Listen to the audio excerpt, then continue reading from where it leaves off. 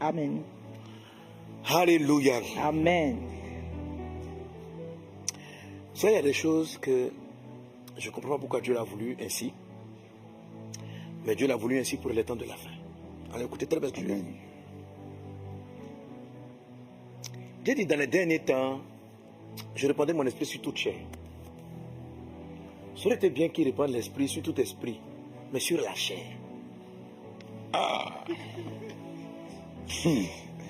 Donc, Amen.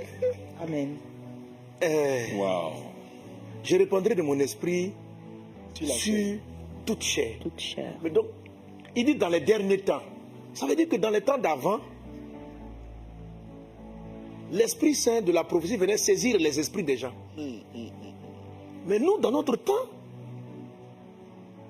c'est comme si l'Esprit vient composer Et la chair. avec la chair des hommes. Jésus de Nazareth. L'Esprit vient composer avec la chair. Non. Bah, j'ai lu ce verset-là, j'ai jamais fait Amen. attention. Donc, l'Esprit du Seigneur, dans les derniers temps, ça veut dire que si la chose est annoncée pour dire que c'est différent dans les premiers temps. Donc, nous sommes dans une saison où le discernement de la prophétie est indispensable. Parce qu'il est. Donc, du coup, Dieu répond à sur toute chair. Et il nous faut prendre le temps d'examiner. D'abord, la première des choses, être dit, n'éteignez pas l'esprit par le mépris. Donc, on marche. J'ai dit à Dieu, quand j'ai commencé à comprendre, tu nous fais marcher sur. C'est toi et toi. Sur un fil. On est sur le fil. On peut basculer. Et ça vous remet constamment entre les mains de Dieu pour demander la miséricorde de Dieu. Amen. Amen. Amen. Alléluia. Parce que l'apôtre Paul, parce que dans l'Ancien Testament, c'était différent.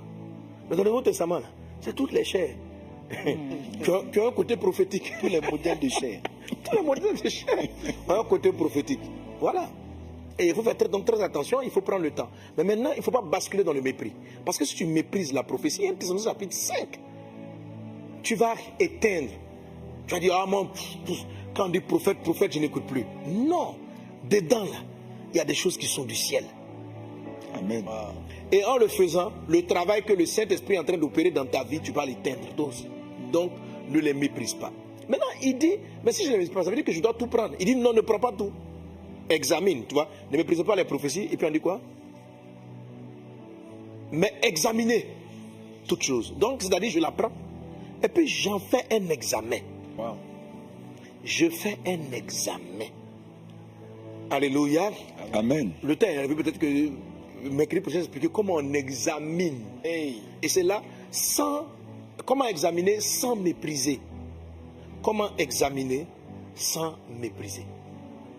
Amen. Amen. Comment examiner sans mépriser. Un des aspects du mépris, c'est que toi-même, il faut être honnête que tu es susceptible. Examiner sans mépriser nécessite l'humilité. De savoir que toi-même, là, tu peux te tromper. Ouais, il ne faut pas être là. Pour ça, je vois souvent quelquefois des frères qui sont là. Moi, quand je prophétise, tout arrive. Frère, sois honnête. Amen. Sois honnête. Sois honnête. Ce que tu as dit, ce n'est pas arrivé clairement. C'est vrai. Soyez honnête. Pourquoi ce n'est pas arrivé clairement?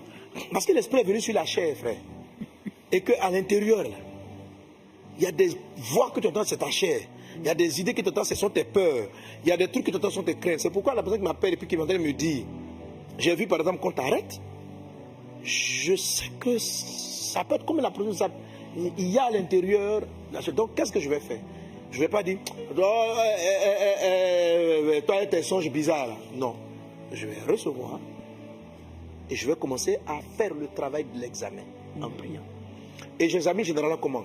D'abord, ce que tu m'as dit là, bon, j'ai plusieurs axes d'examen. Amen. Mais, donc le premier axe d'examen, donc il faut examiner, il faut juger. Est-ce qu'il est dit dans Apocalypse 1 Corinthiens 14, il faut juger. Il faut juger. Le jugement dont il est question, c'est l'examen. c'est l'examen de la chose. Checker. Et puis il dit, retenez ce qui est bon. Donc c'est-à-dire que dans la prophétie qui est donnée, il y a des choses qui sont utiles et je dois faire le tri. Il dit, examiner toutes choses. Donc, même les fausses, je dois les examiner et puis en retirer ce qui est bon. Je ne dois pas jeter tout. Je dois, attention. Tu vois. Donc j'ai eu 2, 3, par exemple, à un moment donné, les gens venaient passer, j'ai vu, on a tiré, on a attaqué, on a fait ça, on a fait ça. Donc les gens paniquaient. Leur panique là, ce n'est pas bon. Donc j'enlève ça déjà. Dieu n'est pas dans la peur. Et puis quand la personne parle même, ça m'a créé un peu d'effroi, moi-même la peur. Donc le ressenti là, Dieu n'est pas dans la peur. Donc j'enlève déjà tout ça. Je ne rejette pas tout. Et puis après, je commence à examiner, à mettre ça dans la prière. Mais est-ce qu'il y a un fond?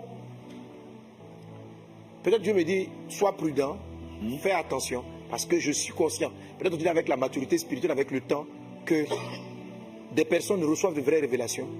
Mais quand ça transite par leur chair, leur peur, leur doute, leur crainte, leur amour même pour toi intervient. Quelquefois, ce n'est pas parce qu'ils veulent raconter n'importe quoi. Quelquefois, c'est les émotions qu'ils éprouvent. Voilà. Alors, grandir dans le prophétique, c'est un des aspects qu'on va aborder cette saison, va te permettre de mieux en mieux, de laisser prendre, pas là simplement ta chair, mais de laisser ton esprit monter jusqu'à prendre le dessus, entrer vraiment dans la dimension de l'épouse, jusqu'à prendre le dessus, puis à noyer la pression de la chair, d'où maintenant, par exemple, certains vont prophétiser, vont dire des choses pour avoir des vues, pour être apprécié, pour être ceci, pour être cela. Mais il faut prendre le temps d'examiner. Et puis vous allez voir que quelquefois à l'intérieur, il y a des choses qui sont édifiantes, qui te font du bien, qui font grandir et qui orientent. La parole de Dieu est claire. Ne méprisez pas les prophéties, examinez. Retenez ce qui est bon. Retenez ce qui est bon, ça suppose qu'il y a des aspects qui ne sont pas bons à retenir. Amen. Donc, je ne vais pas retenir, par exemple, mais je vais traiter ça un peu plus en détail la prochaine fois, à cause du temps. Il y a des choses que je vais te montrer un peu, qu'est-ce que tu dois prendre et ne même pas rejeter. Donc, examine pourquoi l'apôtre Paul parle ainsi. Amen. Amen. Alors, tout chrétien a reçu le pouvoir du discernement. Je disais tantôt à ta réponse qu'il y a la prophétie, à part, là je parle de la prophétie, et puis il y a le prophète. La Bible dit concernant les prophètes, on reconnaîtra un prophète à son fruit. À son fruit. Donc pas à son message. Ok. Mais à son fruit. Okay. On reconnaît une prophétie à son message. Mais on reconnaît un prophète à son fruit. On reconnaît un prophète à son fruit. On reconnaît une prophétie au message. Au message. Ok? Au message. Amen. Amen. Alors c'est quoi le fruit du prophète? Le fruit du prophète, c'est vrai, il y a le message qui fait partie du fruit du prophète, mais il y a la vie. Le fruit de l'esprit, c'est l'amour, c'est la paix, c'est la joie, c'est la bonté, ce sont des caractères que l'individu prophète va aller chercher. C'est pourquoi il est dit, en Matthieu chapitre 21, certains diront, j'ai guéri des malades en ton nom, j'ai prophétisé en ton nom, mais Jésus dira, je ne vous ai jamais connu. Ça veut dire que ces faux prophètes-là ont annoncé des messages vrais, mais Jésus dit, je ne te connais pas. L'âne qui a prophétisé à Balaam, c'est un vrai prophète, c'est un faux prophète. Il n'est pas encore homme même. Donc, Dieu peut se servir de tout. Amen. Pour donner un message à quelqu'un. Ça, c'est le message. Amen. Dieu peut se servir de tout. Un âne, une pierre. Il dit, si vous taisez là, Dieu va prendre les pierres pour parler. Amen. Donc, tu peux être là, et puis la pierre commence à te prophétiser. Actuellement, beaucoup, Dieu me prophétise par les couleurs. Wow. Par les couleurs. Donc, quand je te regarde comme ça, je vois des couleurs. Je vois des couleurs. Donc, en ce moment-là, quand je bénissais les... En ce moment, quand je fais l'onction d'huile de bénédiction, là, je vois des couleurs. Donc, par exemple, il y a des gens, en fait, souvent, je ne dis pas à haute voix. Donc, je m'approche et puis je parle avec la personne à qui je pose les mains. L'onction d'huile. Donc, il y a au moins plusieurs personnes quand je suis arrivé. J'ai vu un trou rouge. J'ai vu du rouge. Et puis, j'ai vu un trou à l'intérieur. Donc, quand je vois ça, je vois que la personne est dans une détresse. Elle est en train de déprimer. Maintenant, je vais poser la question. Parce que la Bible dit que tout le monde, le passage, on a dit les prophètes ont examiné les temps, les circonstances là. Pour savoir quelle est la chose marquée par l'esprit. Attends, je vais dire ça, marqué.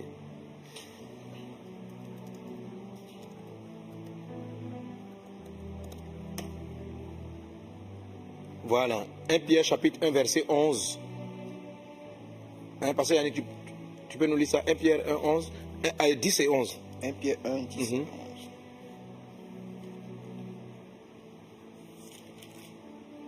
1 Pierre 1, 10. Oui.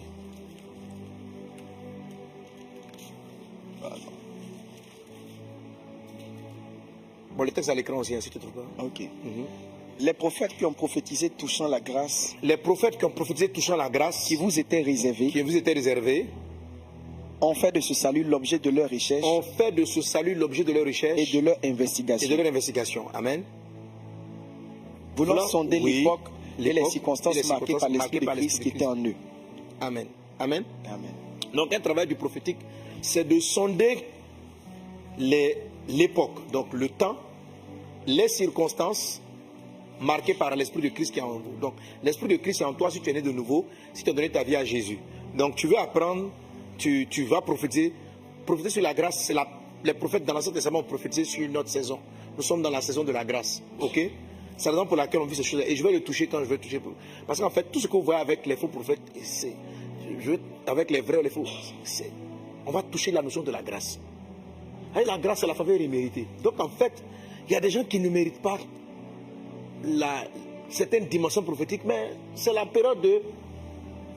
C'est l'époque de la grâce en fait. Wow. C'est-à-dire qu'on va vous donner ce qu'on peut donner à des personnes, ce qui ne méritent pas. Wow. Sinon, c'est quoi la saison de la grâce? La grâce, ce sont des faveurs imméritées. Alors, quelquefois, on la trouve tellement injuste. On dit, mais non, mais lui, là, il n'est pas assez pieux pour avoir. Mais ça, tu ne comprends pas la grâce. La grâce ne vient pas chez les pieux. Wow. La grâce ne vient pas chez les pieux. La grâce vient chez tout le monde. La grâce est donnée à tout le monde. Maintenant, certains la saisissent et développent leur piété. D'autres ne la saisissent pas. Parce que si la grâce vient, elle va t'enseigner à vivre selon la piété. Maintenant, si tu laisses le côté piété, bon bref, ça c'est un aspect. Ce que je suis en train de vous dire, c'est que quand on reçoit une prophétie, on essaie de sonder les circonstances, etc. Donc quand je vois le cercle avec le trou, ma prière, si j'ai assez de temps, je dis, cet esprit, de quoi s'agit-il? Alors, ça peut vouloir dire, c'est un événement qui est passé. C'est-à-dire, c'est une personne qui est en face de toi, qui est déprimée, qui est dépressive. Donc je vois le rouge avec le trou à l'intérieur, elle est dépressive. Cet esprit que dois-je faire? Il dit, bénis l'art, prophétise des grâces, la force, le soutien. Puis, je vais commencer ainsi par Dieu. Cette année, Dieu te donne la paix. Voilà. Là, c'est mon ministère d'intercesseur. Donc, Dieu te donne la paix. Je vais commencer donc à annoncer le dessein de Dieu. Amen. Le dessein de Dieu. Donc, je te conseille vivement de ne pas manquer les sessions de prière, de notre temps de jeûne, de 12 jours. Donc, ce soir encore, je vais prier. On va Amen. Communiquer la vie. Alléluia. Amen. Communiquer la vie, prier pour des personnes, etc. Amen. Et puis, voilà. Donc, on va aller là-dessus. Est-ce qu'on est ensemble? Donc, en ce moment, je vois des couleurs. Donc, si je me demande, tu vois quoi?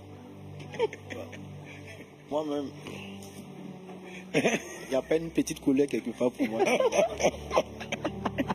Couleur dorée. Chacun vient pour que je le vois. Et nous qui sommes tout près là. Mais je vois. Ah, d'accord. Mais en fait, donc, je suis arrivé à un point où je vois tellement de couleurs que je comprends que c'est pas que... Vous savez, quand vous êtes dans l'esprit, quand vous voyez...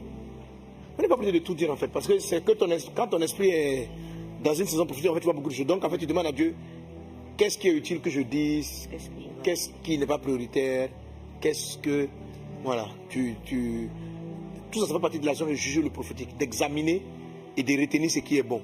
Voilà, donc quand on dit d'examiner la prophétie, ce n'est pas examiner seulement ce que tu vas dire, c'est examiner aussi la façon dont tu la reçois, de faire l'examen, puis de retirer ce qui est utile pour le moment. Voilà. Amen. Si tu vois que tu vois une procédure, il va avoir une destruction. Est-ce que ça va te faire plus de bien? En fait, tu examines. Et puis tu trouves. Voilà. Souvent, par exemple, il y a des prophéties que vous recevez quand tu as fini de faire l'examen à ton niveau. Ce n'est pas de retirer ce que Dieu te dit, mais de te mettre devant la face de Dieu pour dire, papa, j'ai reçu ça. Comment je le dis? Comment tu veux que je l'annonce? Voilà. Quelquefois, vous n'avez même pas le choix. Hein. L'esprit tombe sur vous. Là, l'esprit va venir sur votre chair, il a saisi votre esprit passe, et puis vous ne vous contrôlez pas, mais vous libérez la parole comme quelqu'un. D'autres fois, vous sentez l'information arriver, surtout les songes et les visions, vous devez gérer la manière dont vous allez le dire vous-même. Donc il faut prendre le temps d'examiner, d'analyser, et puis de prier, et de dire, Seigneur, comment tu veux que je le dise? Voilà. Souvent, ça me vient de dire à quelques prophètes aussi, souvent des prophéties très dures, difficiles à saisir, parce qu'on peut prophétiser, j'entendais déjà dire, on ne peut pas prophétiser le malheur. Un prophète prophétise le malheur. Un prophète prophétise de bonnes choses, mais il peut dire du malheur. Il annonce le malheur. Jonas a annoncé la destruction de Ninive. C'est du prophétique. Jésus a dit, Jérusalem, tu seras détruite. Voilà. C'est Jésus même qui a parlé. La prophétie, ce n'est pas un homme. Donc, il a annoncé un malheur sur Jérusalem. Il n'a pas dit, voilà, voilà. Ça, c'était arrêté. Non, c'était un décret. Il a annoncé un décret. Si Jérusalem s'humiliait, se repentait, il dit, voilà, parce que vous m'avez rejeté, j'ai envoyé vers vous des prophètes, vous l'avez refusé, voilà ce qui va vous arriver, c'est un décret. Donc, ça veut dire que si on se répand d'avoir tué les serviteurs, d'avoir tué les prophètes, en l'an 70, Jérusalem n'aurait pas été détruite. Donc, bref, pour dire qu'on peut annoncer des malheurs, ok? Ça peut arriver. Hein? Mais maintenant, il y a l'intercesseur et puis il y a le prophète. Donc, nous, généralement, quand tu vas voir le malheur, rapidement, tu vas chercher Dieu pour te demander, mais qu'est-ce qu'on peut faire pour l'éviter? Donc, Dieu va te dire, par exemple, prêche la repentance. Donc, tu vas maintenant, ça va orienter tes trucs. Et puis, quand tu sais le dessin, bon, ça va jouer. Bref, que Dieu vous bénisse abondamment. Amen. Amen. Il y avait beaucoup de questions, on n'a pas répondu à tout. Donc, est-ce qu'un vrai prophète peut dire des choses qui ne sont pas vraies? Oui. Oui, s'il le dit selon sa chair, s'il le dit avec ses émotions. Voilà. Est-ce que le fait d'avoir l'esprit de la prophétie, ça va faire que tu ne vas jamais parler selon ta chair? C'est pas vrai. Ça va faire que tu ne vas jamais parler selon ton âme, c'est pas vrai. Voilà. Est-ce qu'un docteur, les enseignants, ils enseignent par l'Esprit de Dieu. Est-ce qu'un vrai enseignant de la parole de Dieu peut enseigner une hérésie? Oui. Plus tard, l'Esprit peut le saisir et puis il va se rendre compte. Donc, les enseignants, ce n'est pas par votre chef vous enseignez, c'est le Saint-Esprit qui vous pousse à enseigner. Le pasteur, c'est par le Saint-Esprit que tu perds les brebis. Est-ce qu'un pasteur peut avoir un mauvais comportement envers une brebis, peut abandonner une brebis qu'il aurait l'Esprit Saint de le pousser à aller la servir? Oui, un pasteur peut le faire. Donc, est-ce qu'un prophète qui est censé être conduit, un vrai prophète qui est censé être conduit par l'Esprit de Dieu, peut dire quelque chose? Oui. Mais si c'est un vrai prophète, la personne, il va se repentir. Quand il va se rendre compte de l'erreur, il va demander à Dieu pardon, et il va prendre du recul. Voilà, c'est pourquoi soyez revêtus de beaucoup d'humilité quand vous êtes sur le ministère prophétique. Amen. Évitez que les gens vous déifient, voilà, de vous sentir trop dangereux. Voilà. Et tout ça, ça donne l'orgueil. Ça donne l'orgueil, il faut faire attention. Amen. Amen. Mais quand tu prophétises, il faut prophétiser. Bon, ce sont les choses sur lesquelles que je vais revenir. Alors, pour terminer cette session, je vous ai dit que je partageais ces choses avec vous pour nous donner de savoir reconnaître, analyser et ne pas mépriser les prophéties, de reconnaître, de faire le tri, d'analyser et puis de prier pour votre année parce que Dieu s'apprête à faire des choses impressionnantes avec toi. Les desseins de Dieu pour toi sont des projets favorables. Amen. Amen. Je vais te bénir dans le nom de Jésus. Je vais déclarer, dans quel que soit l'endroit où tu es, tu vas lever la main et attends-toi à recevoir la santé, la guérison, la faveur. Amen. Attends-toi à ce que ton don prophétique s'accentue. Amen. Attends-toi à ce que la sagesse du discernement de l'esprit pour pouvoir reconnaître ce qui est bon et puis garder ce qui est bon soit augmente dans ta vie. Voilà. Et puis à décoder, attends-toi après la prière à ce que le Saint-Esprit t'accorde la grâce de décoder. Tout ce dont j'ai parlé, ce n'est pas de manière intelligente et intellectuelle que vous allez les saisir. C'est par la grâce et par la puissance du Saint-Esprit qui est déversée en ce moment. Dieu t'accorde le don de discernement. Dieu t'accorde la capacité d'examiner. Dieu t'accorde la sagesse de ne pas mépriser. Amen. Voilà.